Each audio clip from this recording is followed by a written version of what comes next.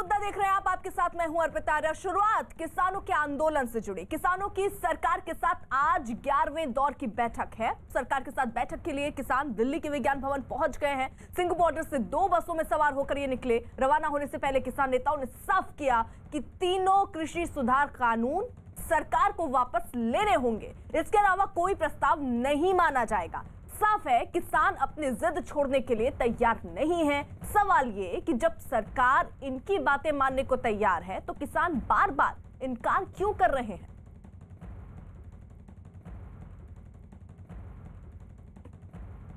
आपको बसें दिखा दें, 2 चार्टर्ड बसें यहाँ पर लगी हुई हैं। आमतौर पर इसी तरीके से ये 2 बसें लगती हैं और जब मीटिंग होती है सरकार के साथ तो यहीं से ही तमाम किसान नेता जो हैं वो विज्ञान भवन पहुंचते हैं और फिर वहाँ पर सरकार के साथ मीटिंग होती है। लेकिन किसान नेताओं से जब बातचीत हुई तो साफ तौर पर उनका ये कहना था कि सरकार ने जो प्रस्ताव रखा था कि 1.5 साल के लिए फिलहाल कानून को होल्ड कर देते हैं, एक कमेटी बना देते हैं, उस कमेटी के बाद कुछ निष्कर्ष निकलेगा तो बेहतर होगा। लेकिन फिलहाल किसानों ने इसके बारे में बातचीत करने के लिए साफ इनकार कर दिया गया, इस प्रस्ताव को खारिज कर दिया गया। और भी किसान नेता हैं। सर, आज की मीटिंग को लेकर क्या उम्मीदें हैं? आपने जो प्रस्ताव सरकार की तरफ से रखा था उसको तो खारिज कर दिया।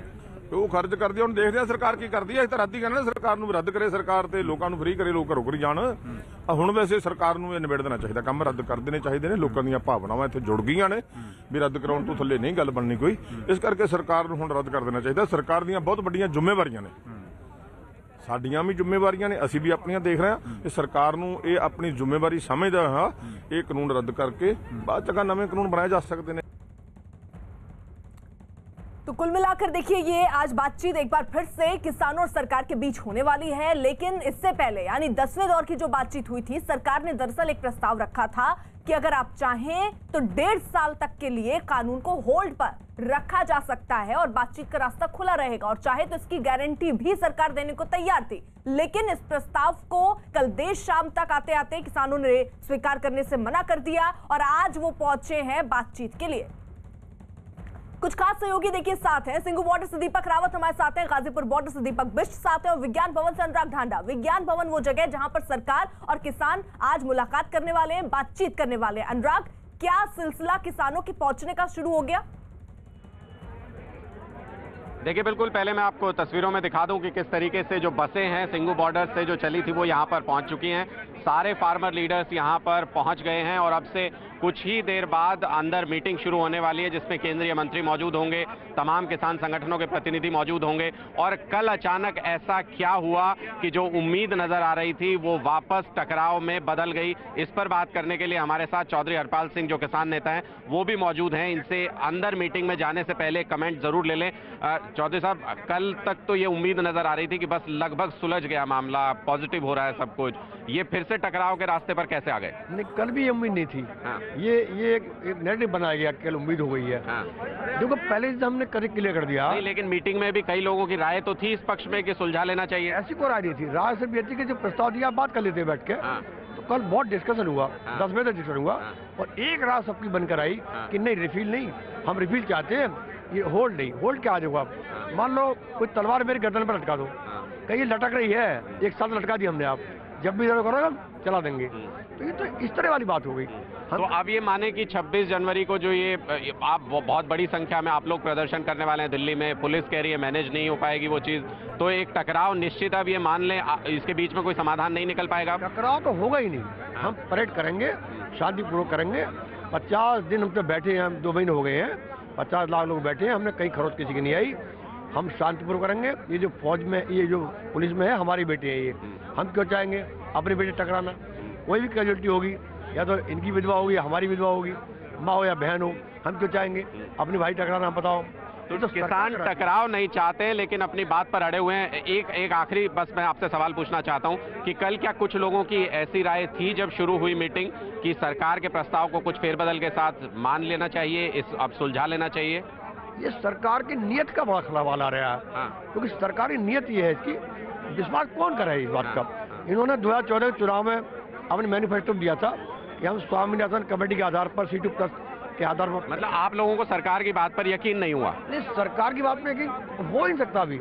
इसलिए हम कहेंगे जो हम आएंगे फाइनली हो। तो ये महत्वपूर्ण बात है। इनका कहना है कि जो कल मीटिंग हुई उसमें मुख्य मुद्दा ये था कि सरकार की बात पर यकीन कैसे करें, वो यकीन नहीं हो पाया और इसीलिए जो पॉजिटिव नजर आ रही थी चीजें वो सुलझने की बजाय अब वापस से टकराव के रास्ते पर, जिसको किसान कह रहे हैं कि टकराव नहीं करेंगे, लेकिन ये सीधे टकराव के रास्ते पर, क्योंकि दिल्ली में ट्रैक्टर रैली का ऐलान पहले से किसानों ने किया हुआ है और अगर अब आज की मीटिंग में ये मामला नहीं सुलझता है तो 26 जनवरी का ये टकराव है। अनुराग, देखिए किसान ये कह रहे हैं कि वो भरोसा नहीं कर पा रहे, लेकिन भाई सरकार तो यहाँ पर गारंटी देने को तैयार है, कोर्ट के सामने इस बात को कहने के लिए तैयार है कि 1.5 साल का समय हम बातचीत के लिए रख देते हैं, तब तक इस कानून को होल्ड पर डाल देंगे। ये गारंटी दे रही है सरकार, बावजूद इसके मानने को तैयार नहीं है। रही जरा सा देखिए, गाजीपुर बॉर्डर से किसान नेता राकेश टिकैत भी सरकार के साथ होने वाली बैठक के लिए रवाना हो गए। किसान नेता राकेश टिकैत के मुताबिक किसानों की मांग अब भी पुरानी है, उसमें कोई बदलाव नहीं हुआ है और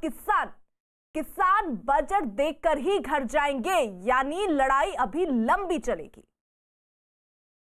किसान नेता राकेश टिकैत इस वक्त हमारे साथ है। टिकैत साहब, आज आपकी मीटिंग होनी है और उसके अपेक्षा क्या रखेंगे आज मीटिंग में? मीटिंग में एजेंडा ये रहेगा कि जो उनके बिल हैं उन्हें वापसी ले लो, MSP पे कानून बना दो। कल पता ये कहा जा रहा था कि 15-20 संगठन सहमति में हो गए थे, फिर अचानक शाम तक कैंसिलेशन आ गया ऑफर का। अभी बात करेंगे, मैं वहाँ था नहीं कल। आज क्या रखेंगे? अब ये ठंड भी है, अरे ठंड मतलब सरकार को अभी ठंड दिख रही 2 महीने से, अभी दिखेगा ठंड उसको। आपने कहा कि बजट भी देखेंगे भाई, बजट भी तो देखना है। हाँ, बजट भी तो होगा। इस बीच देखिए, बीजेपी नेता शाहनवाज हुसैन ने उम्मीद जताई कि किसानों के साथ बातचीत कामयाब होगी और किसान अपने घरों को लौटेंगे। बीजेपी के वरिष्ठ नेता और प्रवक्ता शाहनवाज हुसैन इस वक्त हमारे साथ है। एक तरफ सरकार और किसानों के बीच बातचीत सकारात्मक चल रही है, तो राहुल गांधी ने कहा है कि जुमले और जुल्म बंद करे, कृषि कानून रद्द करे सरकार। राहुल गांधी को आदत हो गई है इसी तरह की सिर्फ बयानबाजी करने की, किसानों को गुमराह करना। जब आंदोलन समाप्ति के रास्ते पर है, जब लोग इकट्ठे होकर बातचीत कर रहे हैं, तब इस तरह की बात करना ये पूरी तरह गलत है। ऐसी तुकबंदी करना बंद करे राहुल गांधी और देश के किसानों को भड़काना बंद करे। तो आपको उम्मीद है कि ये जो बातचीत चल रही है सफल होगी सरकार और किसानों के बीच, क्योंकि किसान जो है सरकार के प्रस्ताव को लेकर सकारात्मक रुख अपनाए हुए हैं? नहीं, पूरी तरह से मुझे उम्मीद है कि ये बातचीत सफल होगी और इस बातचीत का नतीजा अच्छा निकलेगा और किसान भाई अपने घर लौटेंगे, क्योंकि सरकार उनके लिए दिल में दर्द रखती है, ये किसान भाई जानते हैं। दीपक बिष्ट देखिए हमारे साथ मौजूद है गाजीपुर बॉर्डर पर इस वक्त। दीपक देखिए, जब किसान वहां से निकल रहे थे, क्योंकि आज मुलाकात होनी है, 11वें दौर की होनी है, लेकिन ये तो किसानों ने एकदम साफ कर दिया है कि उनकी रणनीति क्या है, वो अपनी ही मांग पर डटे रहेंगे। आपकी किसी से बात हो पाई, किसी किसान नेता से, वो क्या कह रहे हैं? क्योंकि राकेश टिकैत तो इस बात का इशारा भी कर रहे हैं कि हम बजट जो है उसको देख कर जाएंगे, यानी ये लड़ाई लंबी चलने वाली है। बिल्कुल अर्पिता, जिस तरह से राकेश टिकैत ने ये कहा है कि वो बजट तक किसानों को बुलाना चाहते हैं और बजट देखकर किसान जाएंगे, इसका मतलब साफ है कि किसान आने यहाँ पर शुरू हो चुके हैं। जो 26 जनवरी के दिन ट्रैक्टर रैली को जिन्हें इकट्ठा किया जा रहा था, वो बजट तक रुकेंगे और राशन पानी लेकर वो किसान आएंगे, ऐसा राकेश टिकैत का दावा है।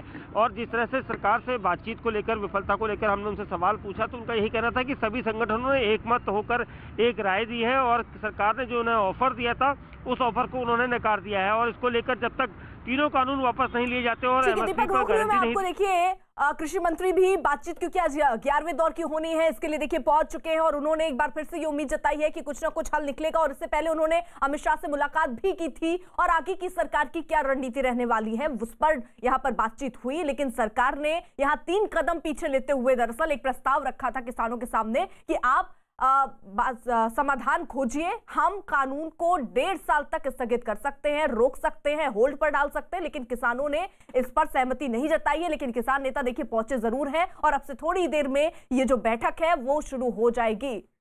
तो देखिए अपडेट यहां पर, ये सवाल भी है यहां पर ये कि सरकार जब तैयार है, स्वीकार कर रही है, तो इनकार यहां पर उनके प्रस्ताव से क्यों है? कृषि सुधार कानूनों को रद्द करने की मांग पर क्यों किसान अड़े हुए हैं? एक बार फिर जिद्दी रुख अपनाते हुए केंद्र सरकार के प्रस्ताव को उन्होंने कल शाम सिरे से खारिज कर दिया। हालांकि न्यूज 18 के अनुराग ढांडा के मुताबिक सरकार के प्रस्ताव पर विचार के दौरान किसान संगठनों में मतभेद भी देखने को मिला। सरकार ने किसानों को प्रस्ताव दिया था कि कृषि सुधार कानूनों को अगले 1 से 2 साल तक स्थगित कर दिया जाए और इस दौरान कृषि सुधार कानूनों के हर मुद्दे पर किसानों के साथ विस्तार से बातचीत की जाए। लेकिन किसानों ने कल हुई बैठक के बाद इस प्रस्ताव को भी खारिज कर दिया। किसानों ने अड़ियल रुख अपनाते हुए साफ किया कि उन्हें तीनों कृषि सुधार कानून रद्द करने से कम कुछ भी मंजूर नहीं है।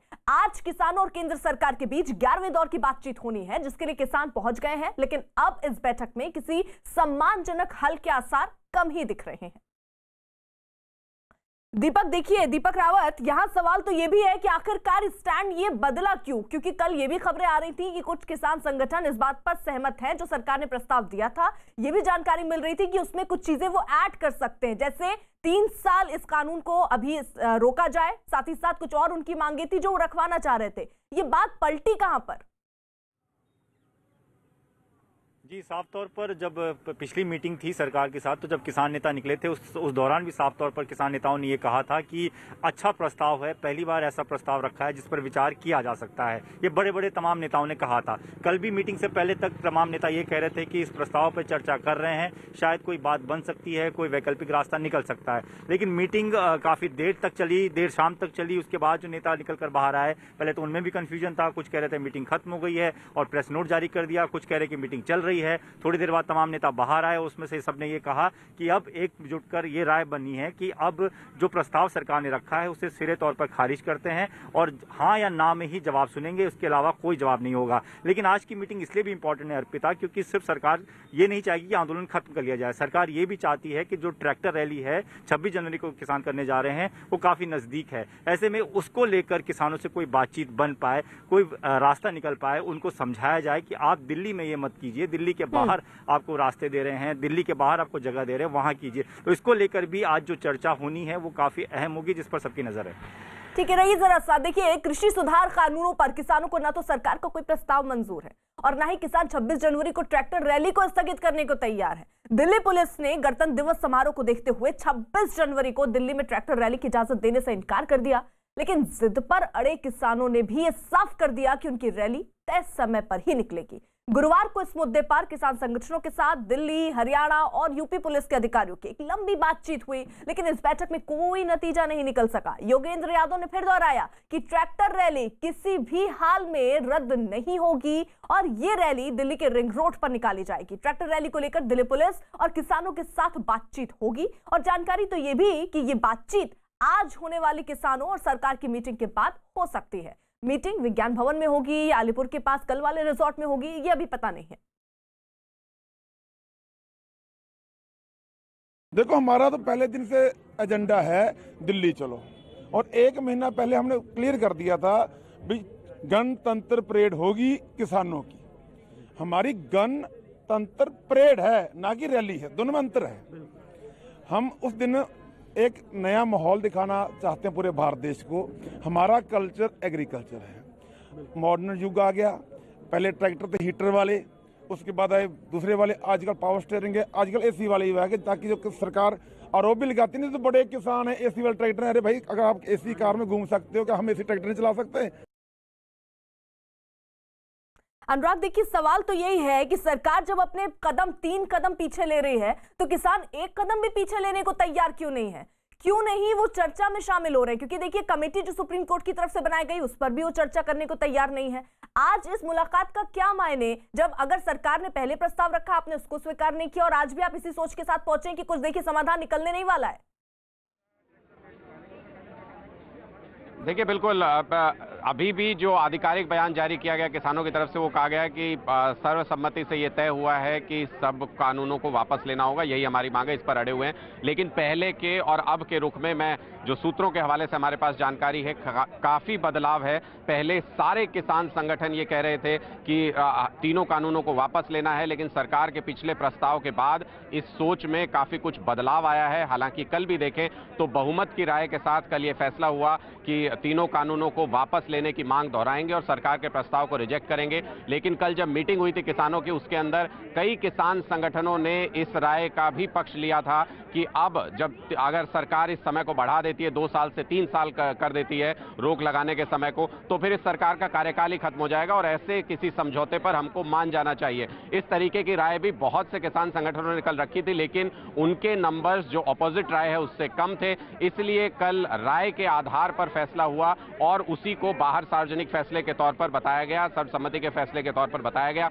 आज की मीटिंग में यह उम्मीद की जा सकती है कि जब इतने संगठन जब इस पक्ष में है कि अब समझौता कहीं ना कहीं आगे होना चाहिए, तो आज की मीटिंग में यह देखना होगा कि क्या सरकार कोई नया प्रस्ताव देती है, क्या सरकार और आगे कदम बढ़ाती है, या फिर किसानों को साफ तौर पर यह बता दिया जाएगा कि अब इससे आगे सरकार झुकने को तैयार नहीं है या कदम पीछे खींचने को तैयार नहीं है। ऐसी स्थिति में 26 जनवरी का दिन बहुत महत्वपूर्ण होगा, क्योंकि दिल्ली की बाउंड्रीज पर अगर लाखों ट्रैक्टर्स, लाखों लोगों के साथ अगर किसान अड़े हुए हैं कि हम रिंग रोड पर ही मार्च करेंगे, तो उसको मैनेज करना भी एक टेढ़ी खीर होगी, बड़ी मशक्कत का काम होगा। बिल्कुल। और देखिए दीपक रावत, यहाँ पर सवाल तो यही है कि अब ट्रैक्टर रैली पर नजर होगी, क्योंकि देखिए किसान मानने को तैयार नहीं है। 3 दौर की बातचीत पुलिस कर चुकी है किसानों से। क्या आज भी कोई बातचीत होनी है और क्या संभावना दिख रही है 26 जनवरी की ट्रैक्टर रैली को लेकर? जी, साफ तौर पर दिल्ली पुलिस का ये कहना है कि लगातार बातचीत किसानों से हो रही है और सिर्फ दिल्ली पुलिस ही नहीं बल्कि हरियाणा पुलिस और उत्तर प्रदेश की पुलिस भी यहाँ पर पहुँचती है लगातार। इसी जगह पर सिंगू बॉर्डर की अगर बात की जाए तो इसी इलाके में एक बातचीत होती है। कल भी बातचीत हुई थी और आज भी ये मीटिंग 11 बजे पहले तय की गई थी, लेकिन बाद में ये तय किया गया कि पहले सरकार के साथ किसान नेताओं की मीटिंग हो जाए, उसके बाद ये मीटिंग की जाएगी। हालांकि ये तय नहीं हुआ है कि ये मीटिंग विज्ञान भवन के आसपास ही कहीं होगी या फिर इसी जगह पर सिंगू बॉर्डर पर होगी। ये डिपेंड करता है कि सरकार के साथ किसानों की मीटिंग कितनी देर चलती है और कब खत्म होती है। लेकिन साफ तौर पर दिल्ली पुलिस कमिश्नर ने भी कल न्यूज 18 इंडिया से बातचीत की थी, उसमें साफ तौर पर उन्होंने ये कहा था कि मनाने की कोशिश हम करते रहेंगे, क्योंकि ये सुरक्षा का सवाल है। ऐसे में इस तरह की चूक हम नहीं कर सकते हैं। किसानों को भी ये समझना होगा, उनके लिए दूसरे जगहों पर ये रास्ते दिए गए हैं, उनके लिए कहा गया है कि वो वैकल्पिक जगहों पर जा सकते हैं। पेरिफेरी और हेडक्वार्टर्स के जनरल सेक्रेटरी और यहाँ से सांसद सम्माननीय अरुण सिंह जी, हमारे राष्ट्रीय महामंत्री दुष्यंत गौतम जी, हमारे उप मुख्यमंत्री श्री केशव प्रसाद मौर्य जी, हमारे उप मुख्यमंत्री दिनेश शर्मा जी, प्रदेश के संगठन महामंत्री सुनील बंसल जी और हमारे यहाँ के स्टेट के जनरल सेक्रेटरी अमरपाल मौर्य जी, सम्मानित मंच और यहाँ उपस्थित हमारे लखनऊ और शहर और गांव के ग्रामीण क्षेत्र के बूथ अध्यक्ष, बूथ की समितियां, मंत्रिपरिषद में सदस्य, प्रदेश के पदाधिकारी और मेरे मीडिया के, प्रिंट मीडिया, इलेक्ट्रॉनिक मीडिया के मेरे साथी बने। आज मेरा सौभाग्य है कि मुझे आज यहाँ लखनऊ शहर, लखनऊ ग्रामीण के बूथ अध्यक्षों के साथ बातचीत करने का सौभाग्य प्राप्त हुआ और जो जोश मैं देख रहा हूं आप, जो लगन पार्टी के प्रति देख रहा हूं, जो उमंग मैं देख रहा हूं, वह मुझे उत्तर प्रदेश के भविष्य की कहानी के बारे में स्पष्ट संकेत दे रहा है। ये मैं कहना चाहता हूं।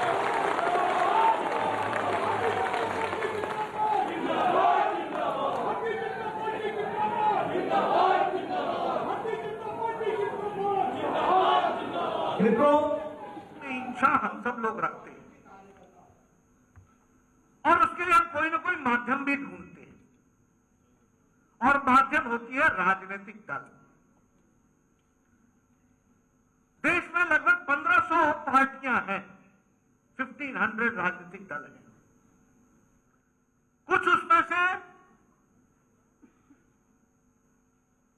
राष्ट्रीय स्तर पर रिकॉग्नाइज्ड पॉलिटिकल पार्टी और कुछ में रीजनल रिकॉग्नाइज्ड पॉलिटिकल पार्टी। हम सब लोग भी राजनीति में काम कर रहे हैं, लेकिन मैं हमेशा सबको कहता हूं कि जिसको भारतीय जनता पार्टी के कार्यकर्ता के रूप में काम करने का मौका मिला, उसे राजनीति की दृष्टि से अपने आप को बहुत ही भाग्यशाली मानना चाहिए। ये हमको समझना चाहिए।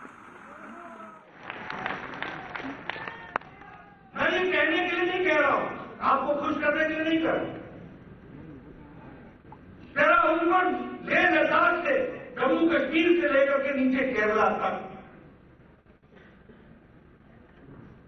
और इधर पश्चिम से लेकर के पूर्व तक आप नजर दौड़ा के देखें।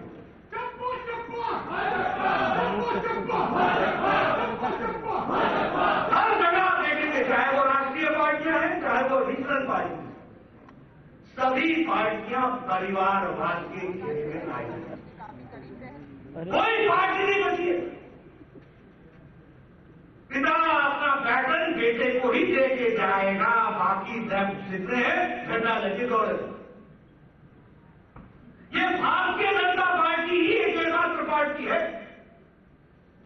जहां एक साधारण परिवार से आने वाला व्यक्ति भारत का प्रधानमंत्री बन रहा है और देश की तस्वीर बन रही है।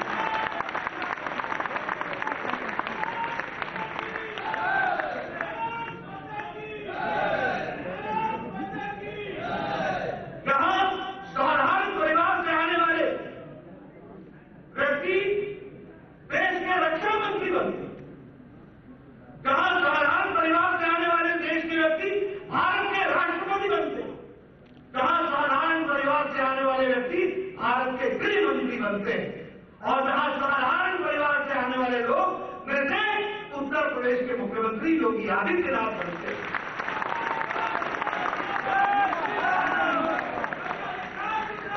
ये मंच पर बैठी हुई आप तस्वीर देख लीजिए, किसी के भी परिवार के व्यक्ति राजनीति में नहीं थे और इसको छोटा सौभाग्यवंत मानना मित्रों, ये प्रजातंत्र में बढ़ती हुई पार्टी डेमोक्रेटिक पार्टी है तो भारतीय जनता पार्टी है। मैं कई बार इस बात को दोहराता हूं और मेरे मन में इच्छा होती है जब भी कार्यकर्ता मिलता है तो मैं उससे शेयर करूं। कोई भी राजनीतिक दल में व्यक्ति या तो बाई चॉइस आता है, यानी उसने सारे राजनीतिक दलों को पढ़कर समझकर उसको लगा तो वो बीजेपी में आता है, क्या कोई बाई एक्सीडेंट आ जाता है। बाई एक्सीडेंट ऐसे होता है, इमरजेंसी लगी, कांग्रेस के लोग बहुत विमुक्त हुए, अन्य दलों में गए तो बीजेपी में भी आ गए। और कुछ घटनाएं ऐसी घटती हैं जिसमें लोग किसी के साथ जुड़ के चले आते, एसोसिएट होके चले आते। उनसे पूछो कैसे पहुंचे तो पता नहीं, हमको वहां पर मिले थे शमशेर जी, वो जाते थे बीजेपी में, मैं भी साथ हो गया। मैं कहता हूं कि आप बाई चांस आए हो, बाई चॉइस आए हो, बाई एक्सीडेंट आए हो, आप सही जगह आए हो, इस बात को हमको समझो।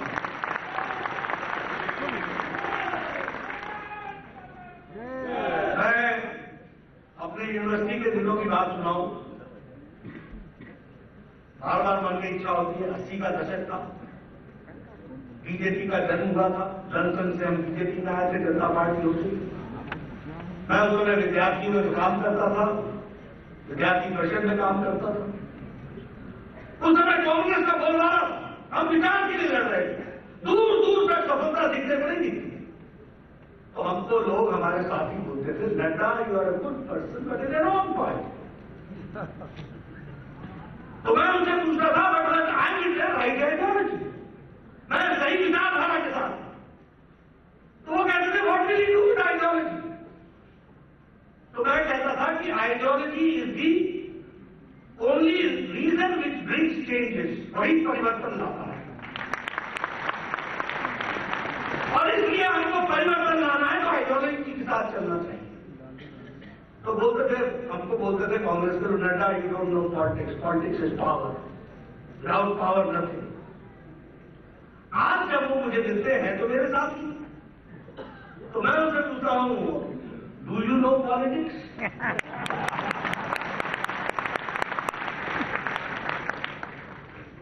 कहने का मतलब यह है कि सच्चाई हमेशा आगे बढ़ती है, वो कभी लालच से भ्रमित नहीं होती है, वो सच्चाई के साथ चलती है। इसको हमको समझना। हमको कांग्रेस साथी मिला करते थे, कैंटीन में बैठ करके सिगरेट के गुच्छे उड़ाते हुए वो कहते थे रेवोल्यूशन रेवोल्यूशन, बेटा you don't know what is revolution. मैं कहता था you don't know what is evolution, India needs evolution. जहां इवॉल्व होता है, रिवॉल्व नहीं होता। इसलिए इवॉल्व करने की आवश्यकता होती है। आज वो मिलते हैं, मैं उनसे पूछता हूँ क्या हाल है, बोलते हैं कि हम तो यूनिवर्सिटी तक ही रह गए, क्या मालूम था कि क्या होगा। कहने का मतलब मैं ये अपने बारे में कहना चाहता हूं कि मैं उस दिन भी था तो भगवान ने हमको ये मौका दिया था कि मैं सही राजनीति कर लेता ताकि उपकरण बन सकूं और परिवर्तन में मोदी जी के साथ जुड़ करके, योगी जी के साथ जुड़ करके देश और प्रदेश में परिवर्तन करें।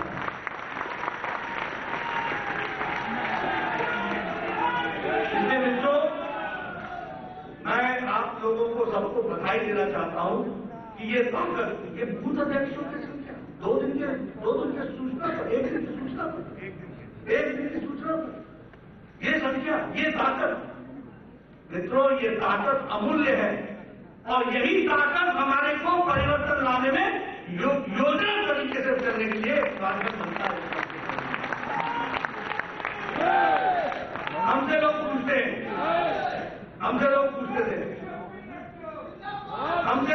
थे, अगर नेता बताओ what is your economic programme, आपका आर्थिक कार्यक्रम क्या है? क्योंकि उन्होंने दास कैपिटल के 10 बड़े शब्द सीख रखे, तो शायद परिवर्तन के चैंपियन तो वही थे, बाकी तो जानते ही नहीं। लेकिन मित्रों, हमारे दीनदयाल उपाध्याय जो इसी धरती से पैदा हुए और जिन्होंने देश दुनिया में परिवर्तन लाया, वो एकात्म मानववाद को साकार रूप में करने का काम मोदी जी और अटल बिहारी वाजपेयी जी ने किया। ये हमको अभिमान आपने लगाया, जय श्री राम का सांस्कृतिक राष्ट्रवाद की का द्योतक है। हम सांस्कृतिक राष्ट्रवाद के साथ आगे बढ़े, एकात्म मानववाद को सम्मिलित किए और देखिए अर्थ को भी समझने का तरीका। जेपी नड्डा को आप सुन रहे थे। हिमालय के ग्लेशियरों से लेकर मेघालय के वेटलैंड तक, असम में ब्रह्मपुत्र की ऊंची धाराओं से लेकर राजस्थान और तमिलनाडु के सिकुड़ते भूजाल तक, लद्दाख के बर्फीले रेगिस्तान से लेकर दमन के दलदल तक, भारत में पानी के अस्तित्व और पानी का संकट भी उतना ही विविध है जितना विविध हमारा देश है। देखते हैं देश में पानी की विविधता से जुड़ा एक अहम पहलू। स्वच्छता और पानी,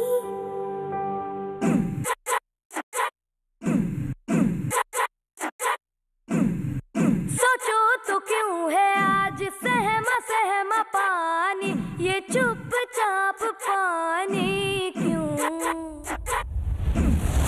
चलो बदल दे ये कहानी, कहानी बचा ले निशानी हम। पूछेगी धरती तब कहाँ थे तुम, नदी रो रही थी तब कहाँ थे तुम।